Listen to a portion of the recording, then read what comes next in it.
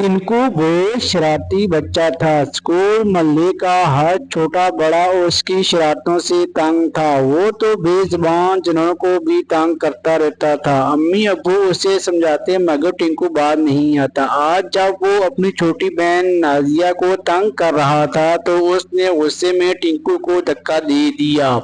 टिंकू फर्श पर गिर गया और जोर जोर से रोने लगा। उसी तरह वो खुद को मजलूम और मासूम साबित करता था। इसके रोने की आवाज सुनकर दादी माँ अपने कमरे से निकली और रोने की वजह पूछी तो टिंकू ने झूठ बोलकर खुद को बेकसूर साबित कर दिया। दादी अम्मा ने इसकी बात पर यकीन कर लिया और नाजिया को डांट कर चली गई। नाजिया एक अच्छी और समझदार लड़की थी।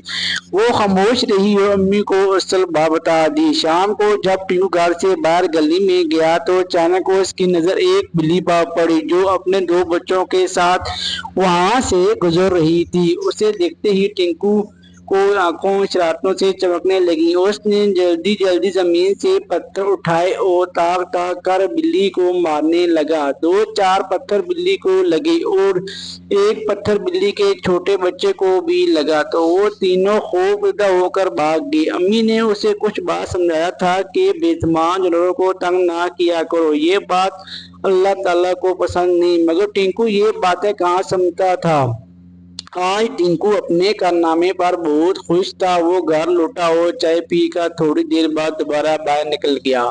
अभी उसने गली में कदम रखा ही था कि एक तेज रफ्तार साइकिल से टकरा कर जमीन पर गिर पड़ा। उसके पांव, हाथों और पैरों पर चोट आई और जख्मों से खून निकलने लगा। टिंकू डर की शिद्दत से रो रहा था। साइकिल सवार की कोई गलती ना थी बल्कि टिंकू ही कसूरवार था। वहां मौजूद लड़कों ने उसे उठाया और उसके घर ले गए। टिंकू को अपनी अम्मी की बात याद आ गई जिन्होंने उसे बेजुबान जानवरों को तंग करने से मना किया था।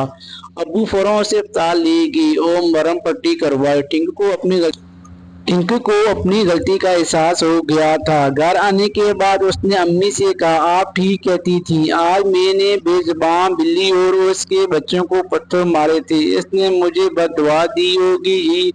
ये इसी उसकी सजा है। अम्मी ने प्यार से टिंकू के सर पे हाथ फेरा और बोला, बेटा अगर तुम्हें अपनी गलती का एहसास हो गया है तो तुम तौबा करो और आइंदा ऐसी हरकत नहीं ना करने का अहद कर लो। अल्लाह बहुत रहीम है और तौबा कबूल करने वालों को माफ कर देता है।